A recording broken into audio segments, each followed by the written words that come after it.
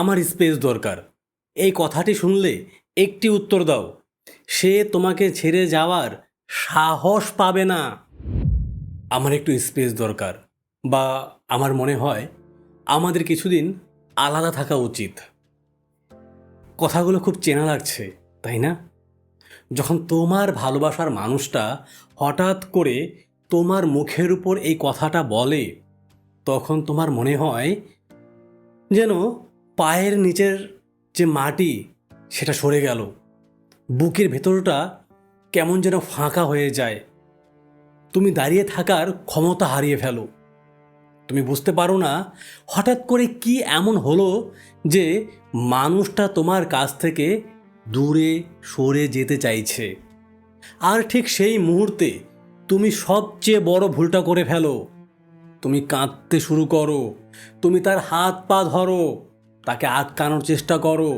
তুমি বলো, প্লিজ এমন করো না, আমার কি ভুল হয়েছে বলো, আমি সব ঠিক করে নেব, আমি তোমাকে ছাড়া বাঁচতে পারবো না। কিন্তু একটা কথা মাথায় রেখো, তুমি যত কাঁদো সে তত বিরক্ত হয়। তুমি যত বেশি তাকে আটকানোর চেষ্টা করো সে তত দ্রুত তোমার থেকে দূরে সরে যেতে শুরু করে। ভিডিওটা স্কিপ করার আগে আজ আমার এই কথাগুলো একটু মন দিয়ে শোনো। আজ আমি তোমাকে কোনো ফেক মোটিভেশন দেব না, বা কাঁদার জন্য সান্ত্বনা দেব না যে কেঁদো না।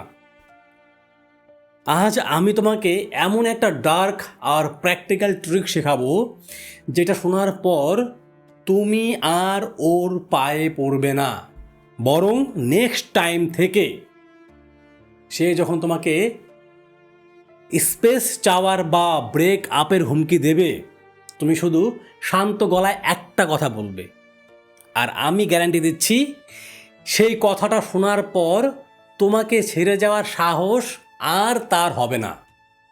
ইয়েস, শুরুতেই চলো একটা সাইকোলজি বুঝি। যখন কোনো মানুষ বলে আমার স্পেস দরকার, তখন তার সাবকনসিয়াস মাইন্ড বা অবচেতন মন আসলে কি বলতে চায়। এর মানে এই নয় যে সে হঠাৎ করে হিমালয়ে গিয়ে তপস্যা করতে চাইছে। এর সোজা মানে হলো তোমার উপস্থিতি, তোমার অতিরিক্ত কেয়ার আর তোমার ডেসপারেশন তাকে দম বন্ধ করে দিচ্ছে। তুমি তার জন্য এত বেশি অ্যাভেলেবেল হয়ে গেছো যে সে তোমাকে টেকেন ফর গ্র্যান্টেড হিসেবে ধরে নিয়েছে। সে খুব ভালো করেই জানে সে যদি তোমাকে ছেড়ে যাওয়ার কথাও বলে, তুমি তাকে আটকাতে পাগল হয়ে যাবে। আর ওর ইগো রোজ তোমার ওই ভয় আর কান্না থেকে খাবার পায়। মানুষের ব্রেন খুব অদ্ভুত। আমরা সেই জিনিসের কদর একদম করি না যেটা খুব সহজে পাওয়া যায়। আর তুমি নিজেকে ওর কাছে একদম সস্তা করে ফেলেছো। ও যখন খুশি তোমাকে খেলনার মতো ইউজ করছে, আর যখন বোর হয়ে যাচ্ছে তখন স্পেস চাইছে। তাহলে এই গেমটা তুমি কিভাবে উল্টাবে? কিভাবে ওর ইগো ভেঙে ওকে বোঝাবে যে তুমি কতটা দামি? উপায় হলো সাইকোলজিক্যাল শক বা রিভার্স সাইকোলজি। খুব মন দিয়ে শোনো তাহলে তোমাকে কি করতে হবে।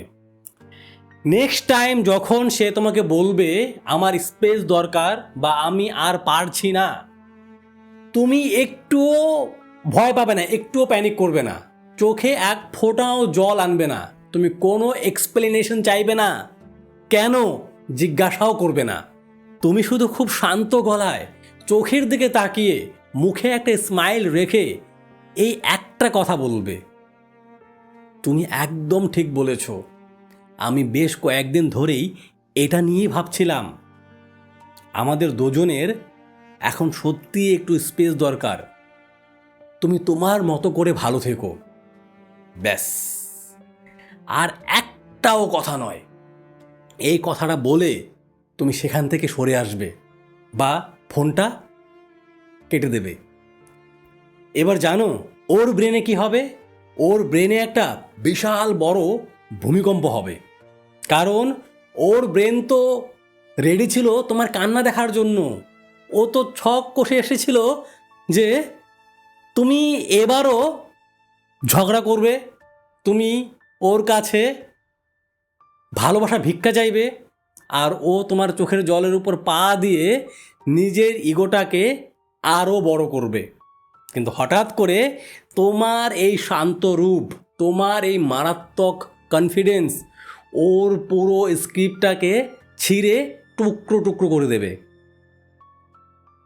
যখন তুমি ওর কথায় সাথে সাথে রাজি হয়ে গেলে, উল্টে বুঝিয়ে দিলে যে তুমিও এই স্পেসটাই চাইছিলে, তখন ওর সাবকনসিয়াস মাইন্ড এই রিজেকশনটা মেনে নিতে পারবে না।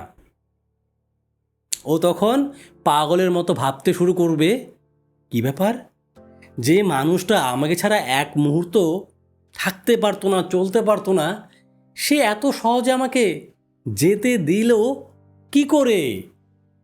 ও আমাকে আটকালো না কেন? ও কি আগে থেকেই আমাকে ছাড়ার প্ল্যান করছিল?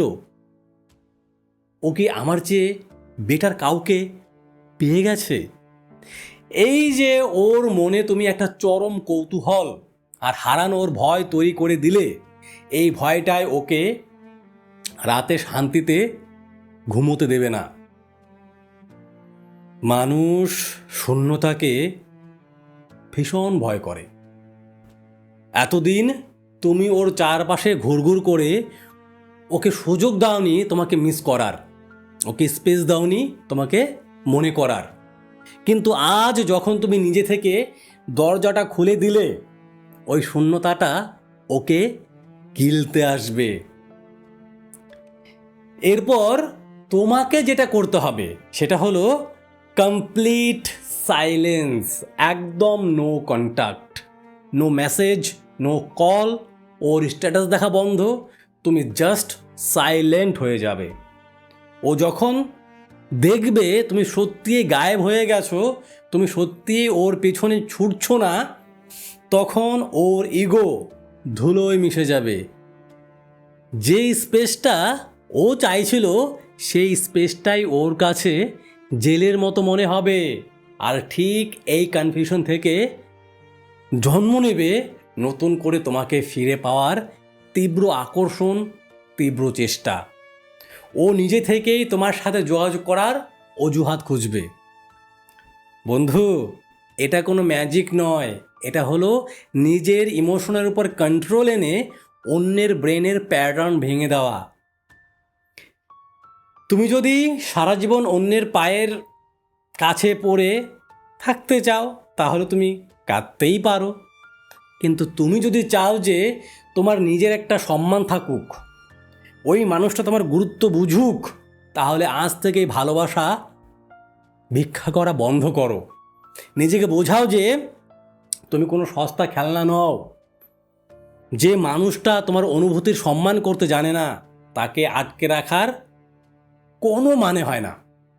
তুমি একা নও, তোমার ভ্যালু অনেক বেশি। নিজের জীবনে ফোকাস করো, নিজের কাজ করো। যে থাকার সে এমনিতেই থাকবে, আর যে যাওয়ার তাকে তুমি হাজার কেঁদেও ধরে রাখতে পারবে না।